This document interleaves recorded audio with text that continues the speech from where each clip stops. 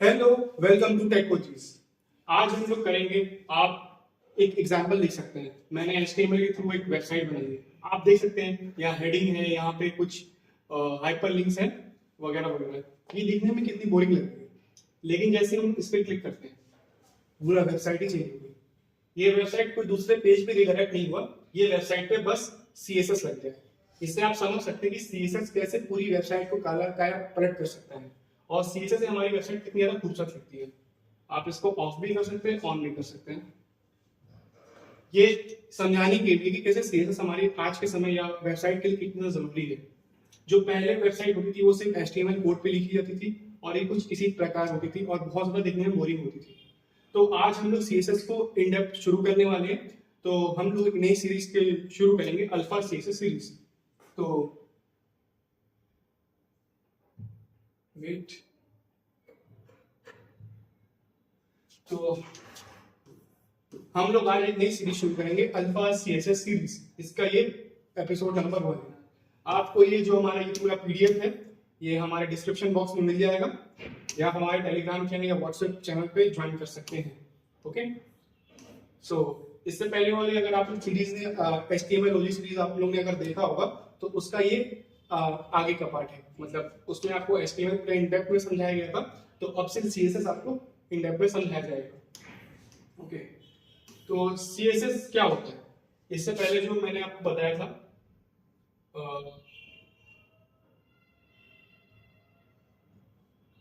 Website की major 3 components होते हैं, HTML,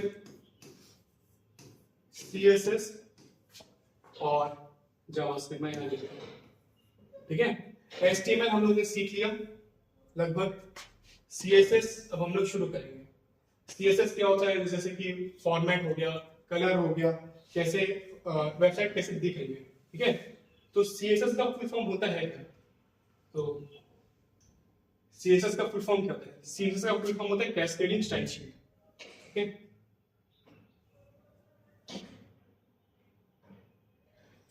CSS का फुल फॉर्म होता है, CSS का फुल फॉर्म होता है कैस्केडिंग स्टाइल शीट। कैस्केडिंग को आप ऐसे समझ सकते हैं, वाटरफॉल। कैस्केड का अगर आप गूगल पे सर्च करेंगे तो वाटरफॉल होता है कि एक के ऊपर एक के ऊपर एक के ऊपर, इस टाइप का होता है कैस्केड का मतलब। और स्टाइल शीट का मतलब समझ जाते होंगे, स्टाइल। स्टाइल मतलब दिखने में विजुअल एस्थेटिक्स बढ़ाने के लिए इसका इस्तेमाल की जाती है, ठीक है। और लोग सोचते हैं कि क्या सिर्फ CSS ही होते हैं? नहीं, CSS के अलावा भी होते हैं, जैसे लेस हो गया, सैस हो गया। लेकिन जो CSS होता है सबसे ज्यादा वाइडली यूज होता है और सबसे ज्यादा आसान है, और सबसे ज्यादा रिसोर्सेज भी इसके अवेलेबल होते हैं, और मोस्टली वेबसाइट CSS पे ही बनती है। ओके, आप देखते हैं सैस है, लेस है, लिखा हुआ है, ठीक।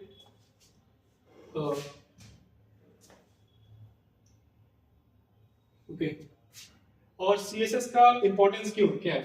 आप देख सकते हैं CSS is fundamental for creating attractive, user friendly and responsive website.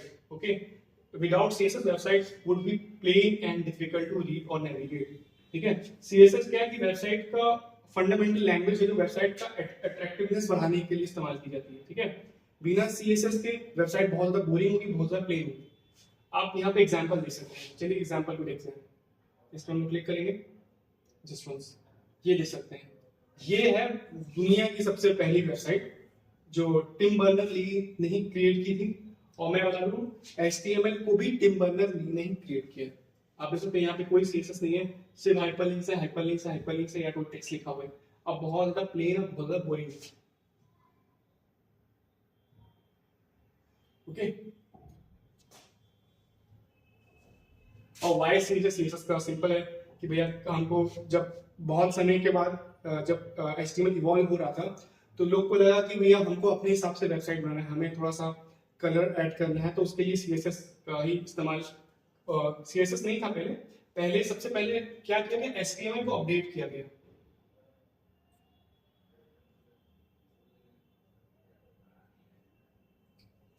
जो पहले हुआ क्या, पहले CSS लैंग्वेज नहीं आई, HTML3 करके एक अपडेट आया, HTML3 करके। तो उसमें आया क्या, उसमें आया क्या कि फॉन्ट टैग हो गया,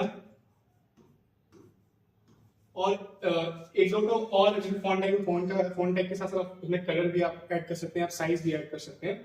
तो उसमें था क्या कि आपको वही HTML का जो कोड है उसमें आपको लिखना पड़ेगा, उसमें ही आपको ऐड करना पड़ेगा। तो उससे कोई दिक्कत नहीं थी, लेकिन दिक्कत ये थी जब आप बड़ी वेबसाइट क्रिएट करते हैं तो आप वही HTML का कोड लिख रहे हैं, उसके अंदर भी टैग में कलर लिख रहे हैं, तो वो जब बहुत बड़ी वेबसाइट होती है तो बहुत ज्यादा कंफ्यूजन क्रिएट करता है। तो बाद में ये सोचा गया कि भैया HTML को सिर्फ कंटेंट के लिए यूज किया जाए स्काईटेन की तरह, और CSS अलग सेपरेट कर दिया जाए। ठीक है, कि अगर आपको स्टाइल्स को चेक करना है तो सिर्फ CSS के फोल्डर में जाइए, और सिर्फ कंटेंट लेना है तो सिर्फ HTML के पास जाइए। ओके, अगले अगले एपिसोड में हम आपको बताएंगे कैसे CSS ऐड किया जाता है और कितनी तरीके से हम CSS ऐड कर सकते हैं। ठीक है, तो हम डेफिनेशन दे सकते हैं, before CSS HTML was responsible for both content and preparation of web page. ठीक है, CSS allow designers and developers to separate structure HTML from style CSS। ठीक है, कंसिस्टेंसी इंप्रूव करने के लिए होता है। CSS enables you to apply consistent styles across multiple pages, improving the overall uniformity of a website। जैसे कि हमारे पास समझ आइए कि 5 पेज की वेबसाइट है। ठीक है, हमें हर वेबसाइट में एक ही तरह का स्टाइल चाहिए।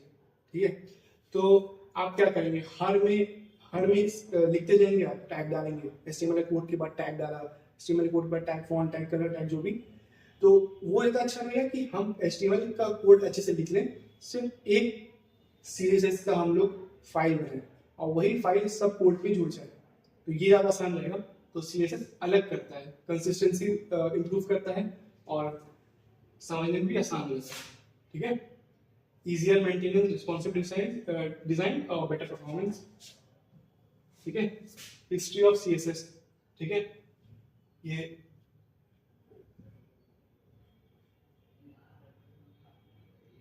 हिस्ट्री ऑफ CSS, जैसे मैंने बताया 1991 में HTML क्रिएट हुआ था।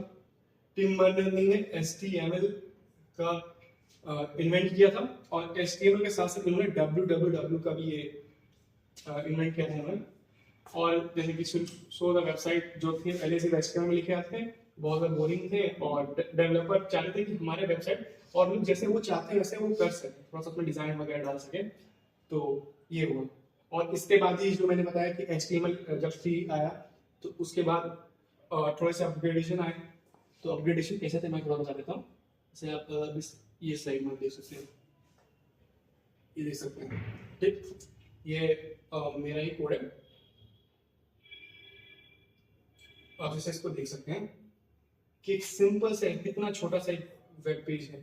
ठीक है, लेकिन अब ये कितना कंफ्यूजन हो गया। H1 में स्टाइल लिख रहे हैं, कलर, ब्लू, फॉन्ट साइज वगैरह वगैरह, P पैराग्राफ का स्टाइल, मार्जिन, कलर वगैरह, ऐसे करते करते कितना बड़ा ही हो गया।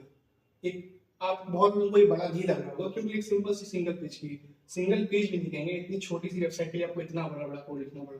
हाँ, लेकिन जब बहुत बड़ी वेबसाइट हो जाएगी, बहुत कुछ आपको ऐड करना पड़ेगा, तो ये तरीके बहुत ज्यादा कंफ्यूजन क्रिएट करते हैं। और ये जो तरीके हैं ये अब के समय खत्म हो गए। अब ये HTML जो 5 है उसमें ये यूज नहीं किए जाते, उसके लिए सिर्फ CSS का इस्तेमाल किया जाता है।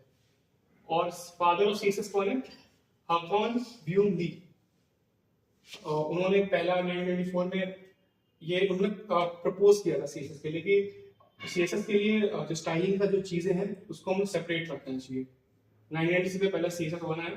ठीक है, और first formation of how style should apply to HTML elements. ठीक है, font type, size, colour, face या सेंटर टैग भी आया था।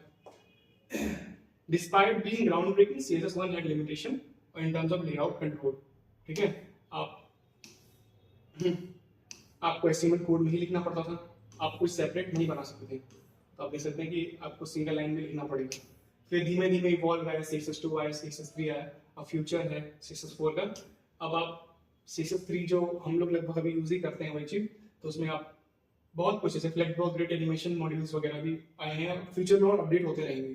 ठीक है, तो ये हमारा बेसिक इंट्रोडक्शन था CSS का। उम्मीद करते हैं आपको अच्छा लगा होगा।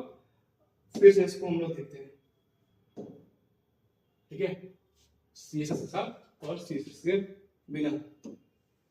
आप ये इसको आप चेक कर सकते हैं, या हमारा PDF डाउनलोड करके आप उसमें देख सकते हैं, या techcoaches.github.io/alpha6s एपिसोड नंबर 1। तो नेक्स्ट एपिसोड में हम लोग डिस्कस करेंगे कैसे इनलाइन या सेपरेट सीएसएस या सिंगल लाइन में सीएसएस कैसे ऐड करते हैं, कितनी तरह से सीएसएस और ऐड किए जा सकते हैं, और कुछ कुछ बेसिक सीएसएस के बारे में डिस्कस किए जाएंगे। तो उम्मीद करते हैं आपको ये अच्छा लगेगा और ये सीरीज को आप सपोर्ट करेंगे। तो मिलते हैं आपसे अगले वीडियो में। Thank you.